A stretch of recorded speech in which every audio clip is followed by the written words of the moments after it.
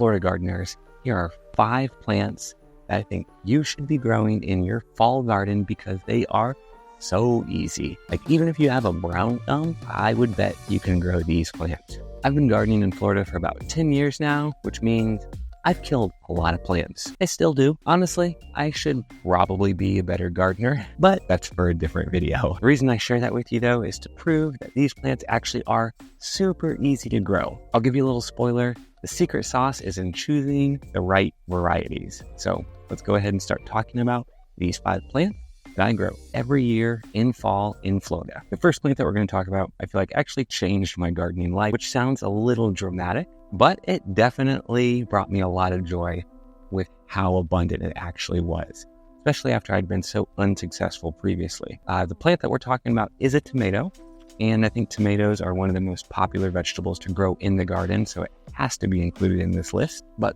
let me take you all the way back to my first garden. I was so excited to get everything set up.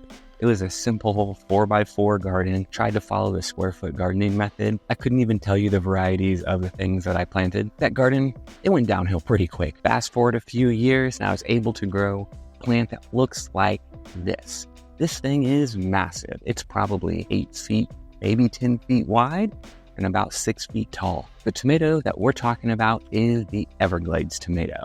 It is an indeterminate tomato, which means it's just going to keep growing. There isn't a determined size for the plant. It's easily one of the most productive, pest-free, disease-free tomatoes I have ever grown. This thing just seems to outgrow issues that other tomato plants seem to die from. Not only do they thrive in our fall environment, but I've also grown these tomatoes in the heat of summer. So this tomato plant can produce in Florida almost year-round, which is crazy. As for the tomatoes themselves, they're small little dime-sized tomatoes. They've got a very bright acidity. They almost have this like citrusy kind of taste to them. They're a perfect little salad tomato. Another reason I really like Everglades tomatoes, though, is because they regularly self-seed. So if you can grow a plant to maturity, I would bet that next season you're going to have some volunteers popping up all over your garden. Birds love them. Birds eat the tomatoes, take them over to the other corner of your yard, plant some seeds for you. So the resilience and the productivity make this my #1 plant that you have to grow in fall in Florida. The best time to plant seeds for tomatoes in Florida is actually in August. And start them out as transplants so that you can move those plants out into your garden around early to mid-September. We got ourselves a nice tomato. Let's shift gears and let's talk about a leafy green. I love growing leafy greens in the fall. That not only grows well during the fall, but a leafy green that can take our summer heat also. It sometimes goes by the name African kale, but I know it as Ethiopian kale. It's known as a superfood and another very productive plant. In North and Central Florida, the best time to start seeds is in September. In South Florida, October is your best bet. It can tolerate a variety of soils, but this plant really likes a well-draining soil. It is somewhat drought tolerant. Here's a fun fact. Ethiopian kale is more closely related to mustard than it is to our normal traditional kale. For this reason, the leaf definitely has this zestiness to it. In fact, I shared some leaves with a few buddies, and they even thought that it was kind of spicy. Wimps. This plant is great if you don't have a whole lot of space. You can grow them in pots or small containers. I packed a ton of these into like a 2x2 space in our garden.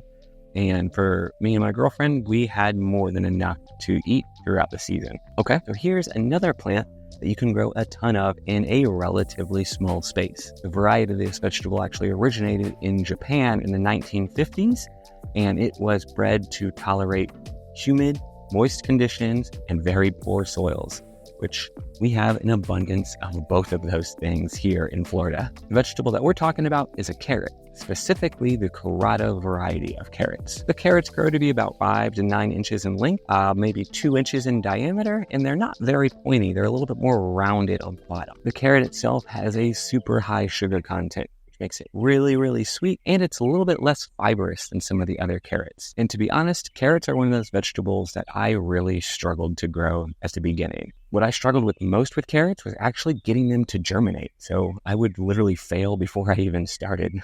But what I found is that carrot seeds are really tiny, and you don't really have to plant them super deep. But at the same time, you have to make sure that the seeds stay moist throughout their entire germination process, or else they're just not going to sprout. So what really helped me out was actually covering the carrots with a piece of wood.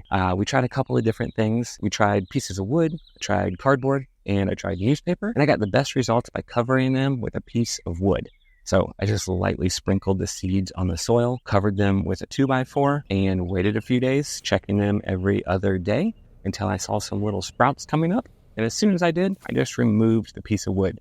The sprouts will look a little pale and kind of leggy if you waited a little bit too long, but don't worry. Take the piece of wood off, get them exposed to some sun. They're going to shape right up. So if you're not currently doing that and you're struggling to grow carrots, give that a try. I'd be willing to bet that you're going to increase your germination rate and have more carrots than you know what to do with. All right, we've got a pretty solid list going here so far, but here's another plant that we've been growing as humans for years. In fact, it dates back to 400 BC, and it is such a tough plant. It's another plant, again, that you can grow in our mild and cool winters, but also can take the heat of our intense summers. This is another leafy green. I'm a huge fan of growing leafy greens during the fall. It's my favorite time to garden and grow in Florida, mostly because we just eat a ton of them in the house. This plant is super colorful and super nutrient dense, makes it a great choice to bring a splash of color to your garden. And the plant that we're talking about is Swiss chard. Swiss chard is high in vitamins A and K, and it's supposed to support your liver and detoxifying your body. I drink a decent amount of beer. I should probably eat more Swiss chard in my life. My liver would probably thank me. Swiss chard has got a couple of varieties that I've successfully grown. Red Ruby is one of my favorites. Rainbow is another good one. And then perpetual chard is probably the most heat tolerant. Moving right along to the last vegetable on our list, and it is a classic. You've probably sprouted some when you were in elementary school. Probably folded some seeds in a wet paper towel in a baggie and seen them sprout. They're a classic for a reason. They're fast growers and they produce a lot of food. And we're talking about green beans. They are a must-add. You gotta have a bean in your garden. You can get them in either bushing type growers or vining type growers. Typically, vining type growers are gonna be a little bit more productive than bush growers,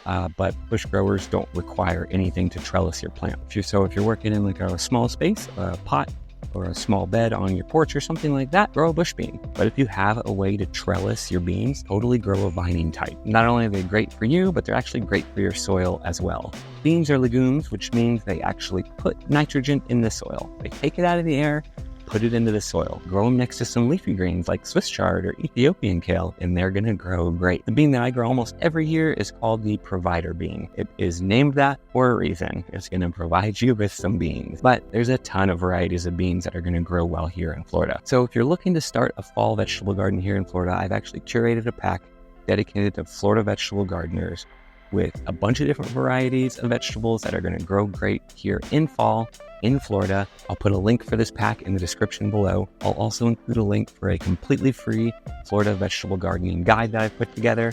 We give you a lot of varieties, planting times, and some tips for how to lay out your garden. Really hope this helps. Have a great day.